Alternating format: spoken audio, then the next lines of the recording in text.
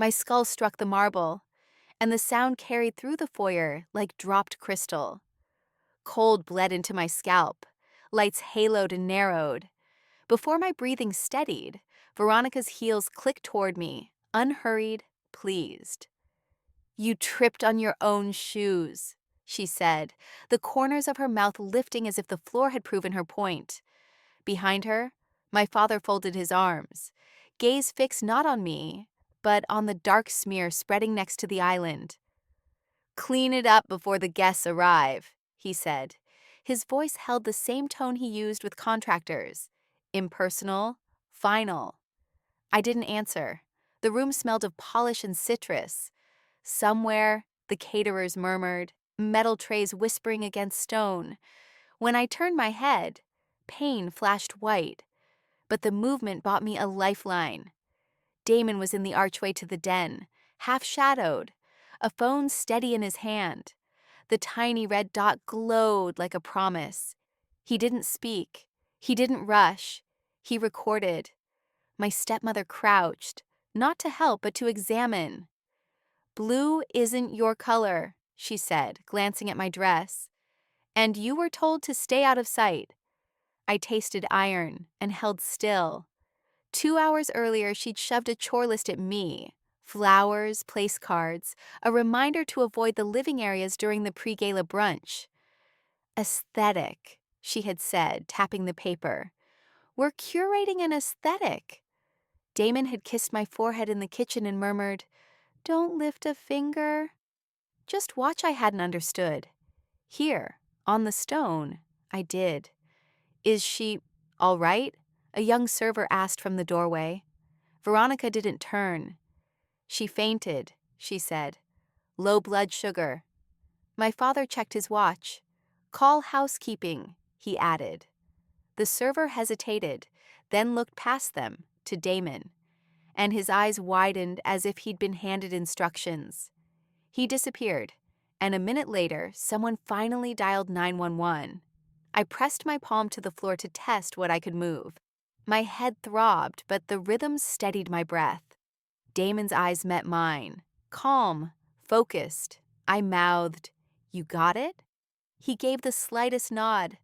On the ceiling, a chandelier threw clean circles on the stone, looping time into rings I could count. I cataloged what a future question might demand. The tray. Veronica dropped near the wet patch, the angle of the spilled juice, the timestamp on the oven display, the server's name tag, the way my father's shoes never crossed the stain. None of it was dramatic. All of it was proof. Sirens threaded toward us. Veronica stood and smoothed her skirt. "Pull yourself together before this turns into a scene," she said. "Stand," my father added, as if command could rearrange gravity. I stayed down. The paramedics came, voices brisk, hands professional. One asked what happened. Veronica answered first. "She slipped." I said nothing, letting the silence hold their story up to the light. They strapped me to a board. Damon stepped closer then, just enough to rest 2 fingers on my wrist while the medic checked my pulse. "You're safe," he whispered, only for me. The phone lowered, then hid in his jacket. The red dot winked out. As they wheeled me past the arch, I caught a last frame of the room I'd learned to make small in. Staged flowers, polished surfaces, a father who wouldn't meet my eyes, a stepmother adjusting a centerpiece. The door opened to winter air. I understood the rule now. We weren't pleading for decency. We were building a record. In the ambulance, the medic asked for my name, and I gave it, steady. "Any allergies?" "Pineapple," I said, and watched the monitor blink. Damon climbed into the front with the driver, phone in his lap, another device in his pocket. A necklace cam I had thought was decoration, now heavy against my skin. The siren lifted. The estate shrank in the side window. My head hurt, but a different feeling moved through the ache. Not relief, not anger. Something cleaner. Direction. Behind us, the house prepared for guests. The mayor, 2 anchors, the same donors who would later clap on schedule. Ahead, the ER lights came into view. Damon didn't turn, but I knew what he was doing: sending, saving, labeling. I closed my eyes and counted backward with the beeps. When the doors opened again, I was ready to speak in full sentences, to give times, names, angles. They thought I was the one on the floor. They hadn't noticed the ground shifting under them. When I opened my eyes, the hospital room hummed with machines. The sharp antiseptic air replaced the citrus polish of the estate, and for the first time in years, I didn't smell her perfume. Damon sat at my side, his thumb brushing over my knuckles, his face calm but storming behind the eyes. I tried to speak, but my throat burned. "You don't have to," he whispered, leaning closer. "It's already done." I sent it. The words jolted me awake more than any painkiller. "Sent what?" I croaked. His gaze held mine. "The footage, both angles, straight to Harvey Calloway's attorney, with timestamps, with metadata. They can't spin it." My pulse quickened. Harvey, Victoria's ex-husband, the man she feared more than headlines, because embarrassment was his kryptonite. Damon knew exactly where to strike. "You didn't," my voice faltered. Damon shook his head. "No warning, no negotiation. Just evidence." He pulled his phone from his pocket. The screen opened to a confirmation email from a law firm. A single line glowed: "Received. Action initiated." I let the silence stretch, the weight of it pressing deeper than the IV in my arm. Hours blurred. Nurses checked vitals, adjusted drips, whispered about concussion protocols. Damon stayed, barely moving except to answer a short call. I caught one phrase: "Not public." Yet his tone was ice. He hung up and turned back to me, softer now. "Harvey gave them 24 hours. Either she vanishes from the estate and disappears from the circuit, or that footage is everywhere by morning." I swallowed hard.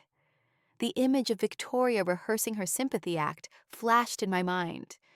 She fainted, low blood sugar, delivered like a line she'd practiced in the mirror. Now, that act would be her undoing. My father's face followed, hard and unmoved, ordering the mess to be cleaned. Would he fold too? Or fight? "Rest," Damon said, adjusting my blanket as though gentleness could rewrite years of neglect. "You're not going back until everything changes." I turned my head toward the window. Rain streaked the glass in slanted lines, each drop blurring the city lights into a watercolor. I thought about the necklace camera still hidden in my bag, its tiny memory card holding proof of how far they'd gone to erase me, proof I never planned to have. By evening, news traveled faster than I imagined. Not public, not yet, but private circles whispered. My phone, left on the tray, buzzed with blocked calls and one unfamiliar text: "You drew blood.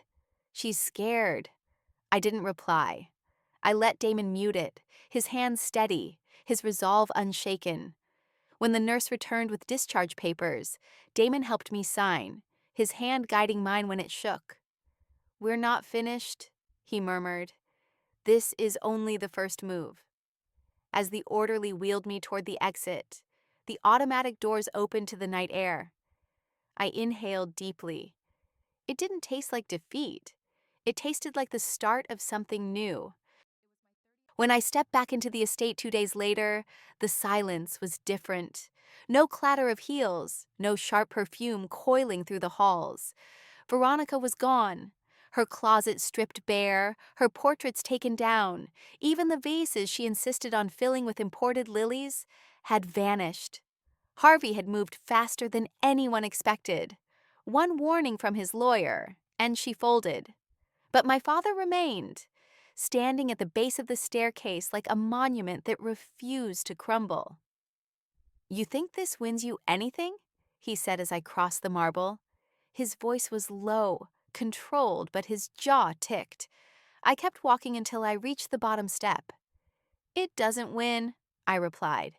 "It frees." He scoffed, the sound bitter. You're still that timid girl I raised. Weak, afraid, unwanted. You think your husband's money changes that?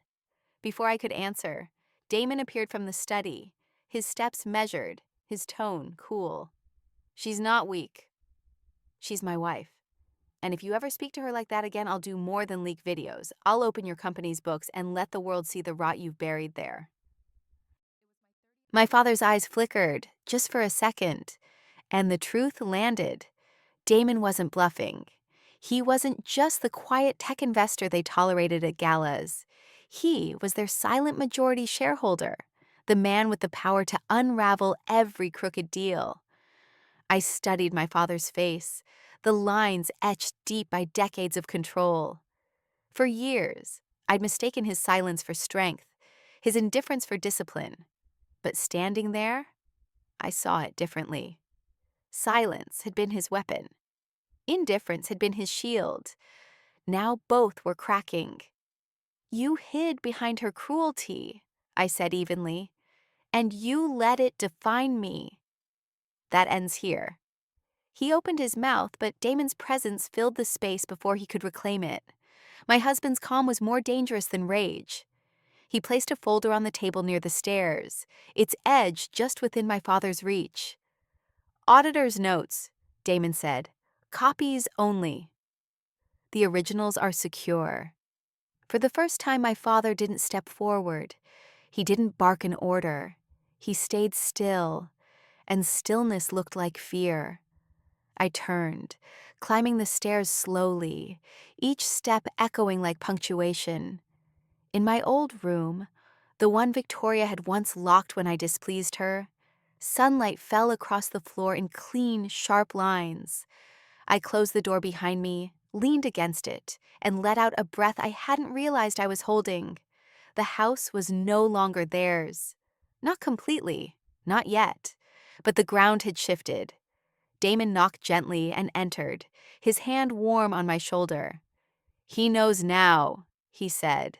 I nodded. So do I. It wasn't victory. It was leverage. And leverage was enough. The night of the fundraiser arrived with a tension I could feel in the walls. For years, Veronica had barred me from these gatherings, claiming I wasn't elegant enough to represent the family. Now the invitations carried my name in embossed script, and every chair in the grand hall was filled. Politicians, journalists, donors, they all came, some out of curiosity, some out of calculation, all waiting to see if I would stumble. I didn't. I descended the staircase in a sapphire gown that caught the chandelier's light, Damon at my side, steady and silent. Conversations dipped as we entered the room, then swelled again, louder, sharper. She wasn't even allowed here last year, someone whispered, not realizing I could hear. Another voice answered, and now she's hosting. The shift was palpable. Faces that once turned away now angled toward me, eager, assessing. The mayor greeted me first, shaking my hand firmly. Two socialites lined up for photos as if their approval could be retroactive. I smiled politely. But inside, I cataloged each gesture. These were the same people who had laughed when Veronica dismissed me as unfit.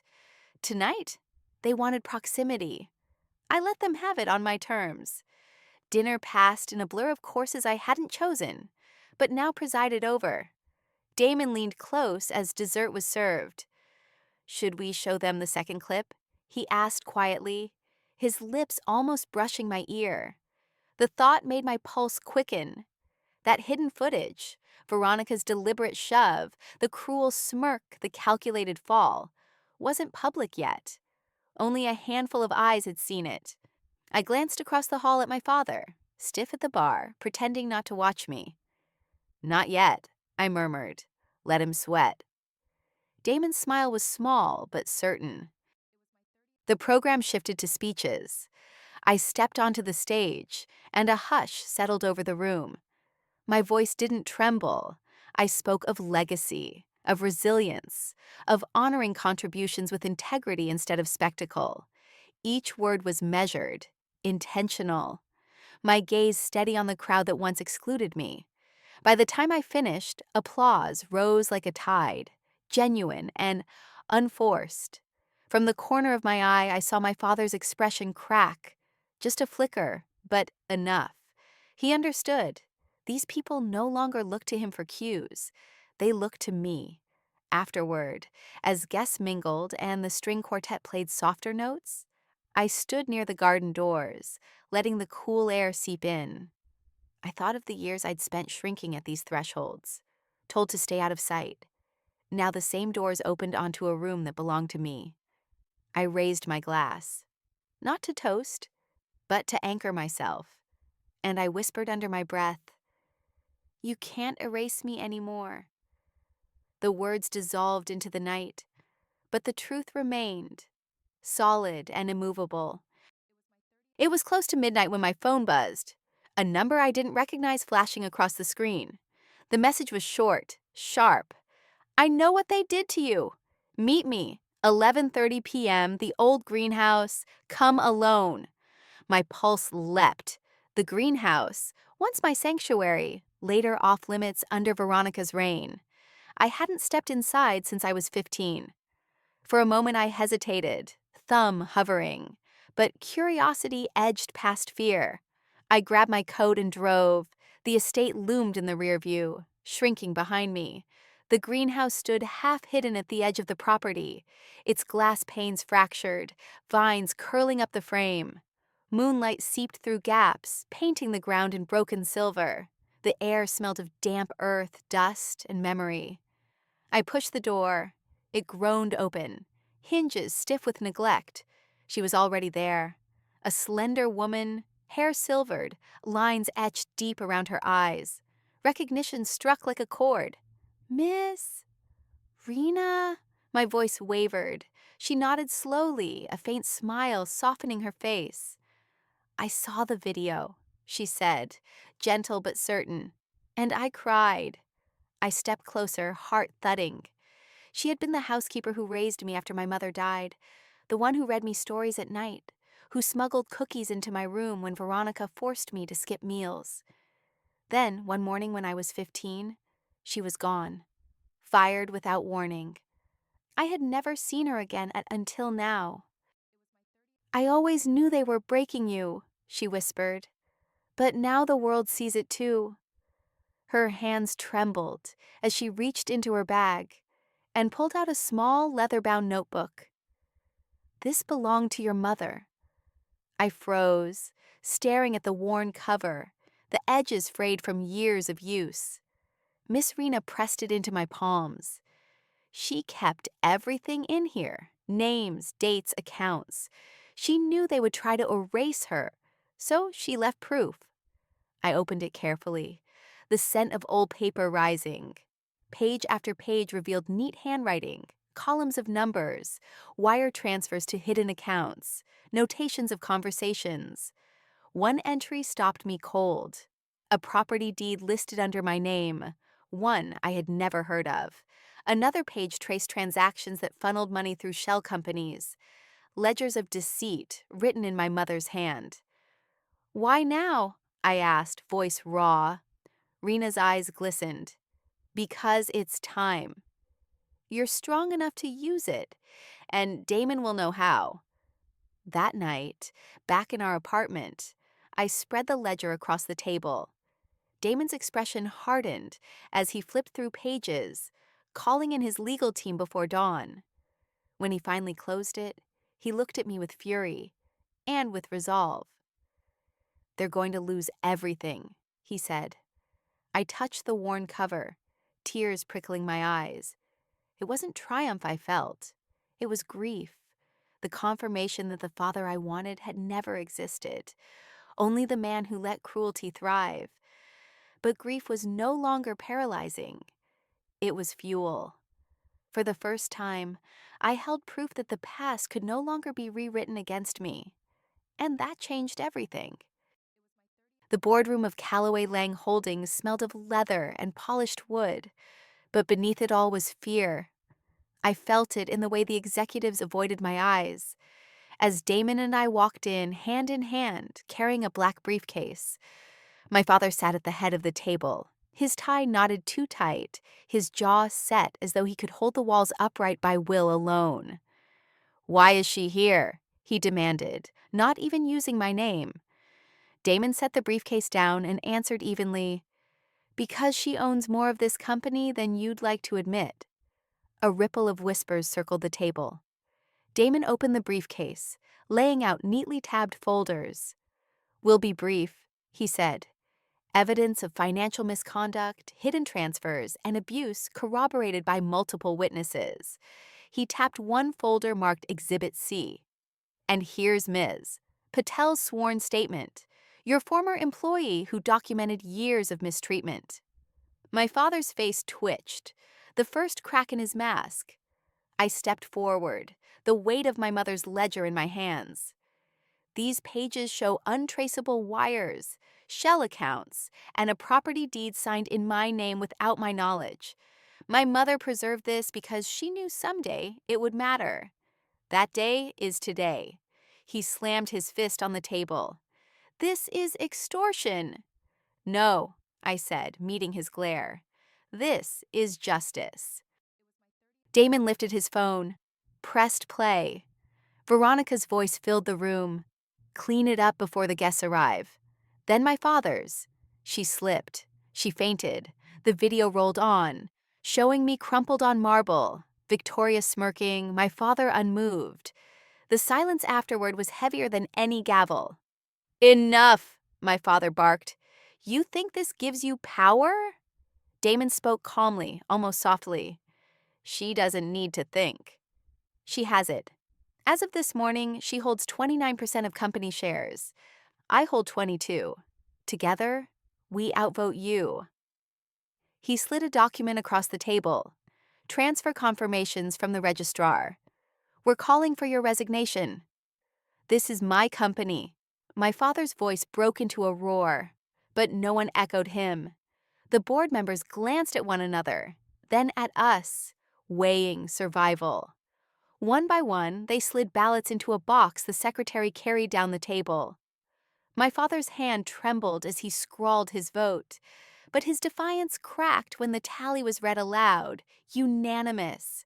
Security moved in quietly, as if rehearsed. Chairs scraped, footsteps shifted, and suddenly, the man who had defined my life with silence and scorn was standing, stripped of authority. He glared at me, lips pressed white. For a heartbeat, I thought he might speak. Instead, he turned away, veins in his neck taut, and walked out without looking back. I stayed still, the ledger heavy in my hands, my pulse steady. Around me, whispers rose again, but they were different now. Less derision, more calculation, recognition. Damon touched my shoulder, grounding me. For the first time, my father had no throne to retreat to, no company to hide behind, no allies left to shield him. He had always taught me that silence was strength, that fear kept order. But in that boardroom, silence belonged to me, and it roared louder than any of his words. The estate felt like a museum the morning the lawyers arrived. Dust motes floated in sunbeams across the foyer, the marble polished but hollow without Veronica's presence. A courier placed a sealed envelope on the dining table. When I slid it open, the weight of the past shifted. It was my mother's will, an addendum I had never seen before, triggered only by evidence of abuse. With Damon's recordings and my mother's ledger, the clause activated in full. Her share of the property transferred directly to me. I walked the perimeter of the house slowly, every corridor echoing with ghosts.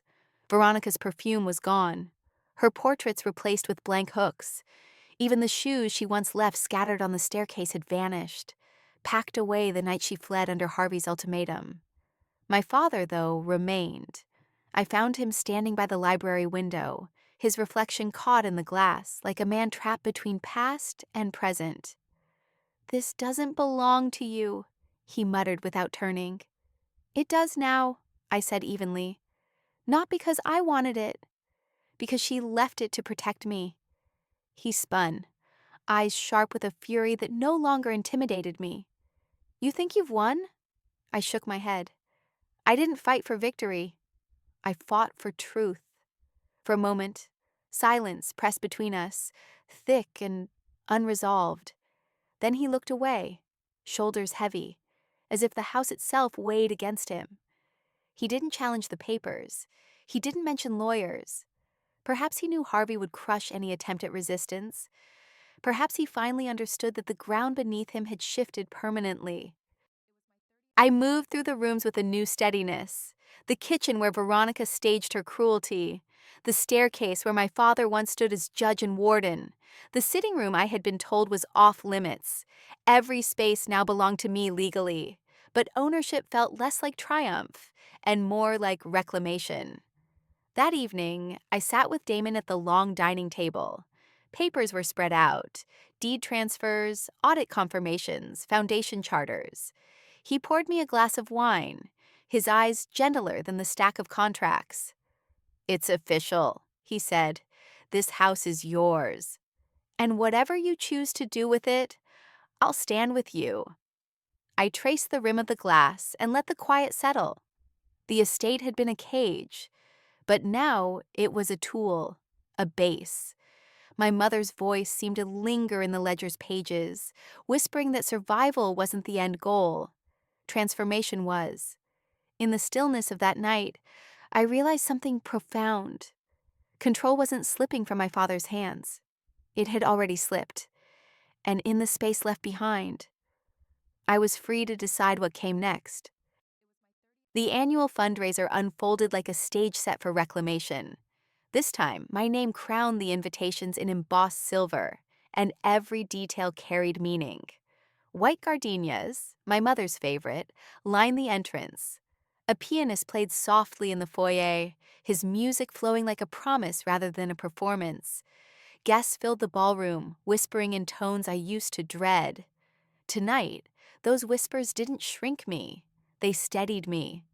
I stood at the top of the staircase in a deep sapphire gown, Damon's hand anchoring mine. From above, I watched the very people who once turned away, now craning their necks to see me. The mayor waited near the stage. Donors clutched champagne flutes. A cluster of former socialites glanced nervously at one another, as if my shadow reached further than they expected. At precisely 8:45, the lights dimmed. My heels struck the wooden floor in measured rhythm as I crossed to the podium. Hundreds of eyes followed. But for once, their weight didn't crush me. It lifted. I began without preamble. There was a time I believed the only thing I was good at was staying quiet. The crowd stilled. I was told to lower my voice, to step aside, to clean up messes that weren't mine.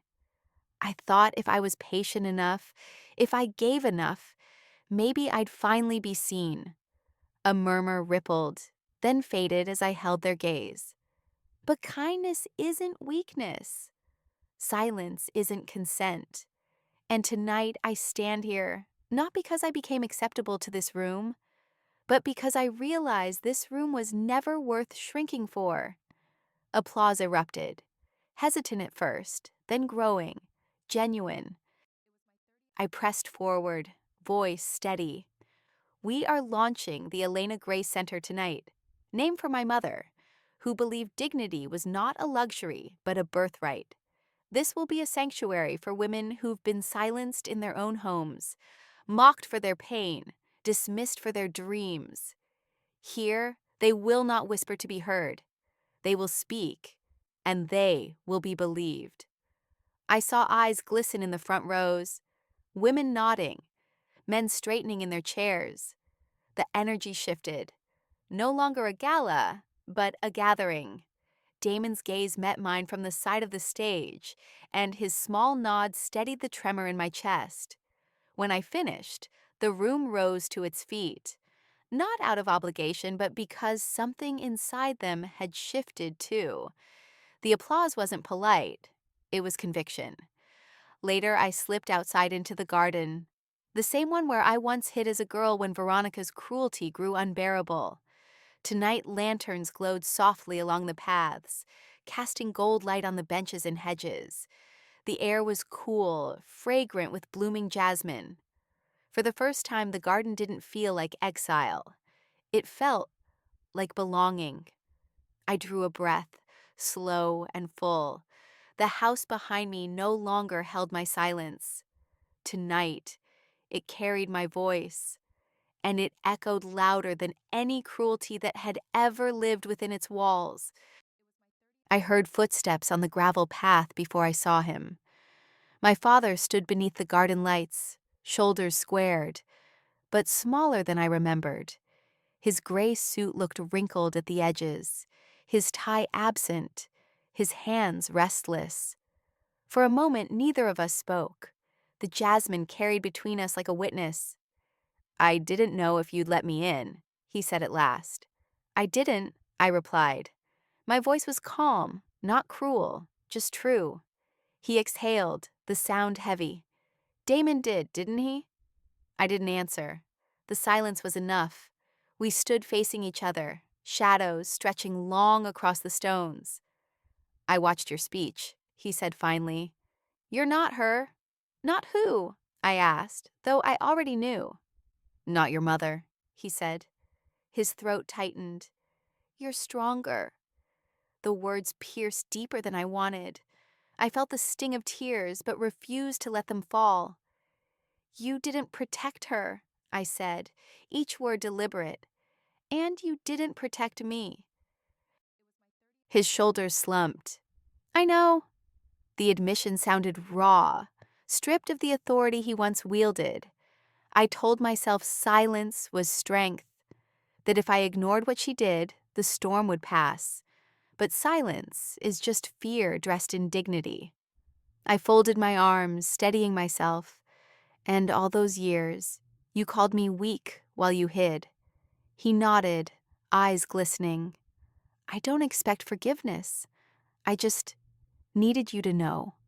I looked at the man who raised me, who stood by while cruelty became law in our house. For so long, I had craved his recognition, his apology, anything. Now faced with the brittle truth, I felt only clarity. "Then it's good," I said quietly, "because I'm not here to offer forgiveness. I'm here to live without needing it." His lips parted, as if to argue, but no words came. He lowered himself onto the old bench beneath the vines, the same one I used to sit on when I was a child, hiding from Veronica's punishments. I turned toward the glow of the house, where laughter and music spilled faintly from the fundraiser. "I hope you find a way to live with the truth," I added without looking back, "because I finally am." The gravel crunched beneath my heels as I walked away, leaving him in the shadows. He didn't follow. He didn't raise his voice. For once, his silence was not control. It was surrender. 2 weeks after the fundraiser, a plain brown package appeared on my office desk. No return address, no markings. Inside, wrapped in thin paper, lay the same black leather notebook Ms. Rena had once placed in my hands. The ledger my mother had filled with names, dates, accounts, truths. But now, tucked into the back cover, was a folded note written in shaky handwriting I recognized instantly. "You built something beautiful. I watched the ribbon cutting on the news.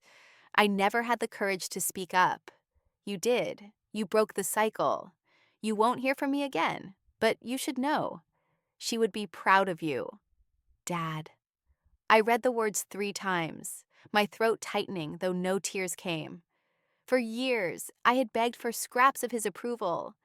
Now it arrived not as presence, but as absence, a farewell. I closed the note carefully, placed it back inside the ledger, and slid both into the bottom drawer of my desk. Then I turned the key, locking it away. Not out of anger, out of closure. Across the office, sunlight spilled through wide windows onto blueprints and foundation documents. The Elena Gray Center's first programs were already underway: housing assistance, legal aid, trauma counseling. Each page I signed carried my mother's name, etched not in memory, but in action. The laughter of volunteers drifted in from the hall. real voices, real change. That night, Damon and I walked the garden paths behind the estate. Lanterns swayed in the breeze, their light soft against the hedges. "Do you regret any of it?" he asked quietly. I shook my head. I regret believing silence was survival. But I don't regret finding my voice. He smiled, slipping his hand into mine. Then keep speaking. The world is finally listening. I looked back at the house, the windows glowing, no longer haunted, no longer his domain. My father's note remained locked away, but it no longer held power over me.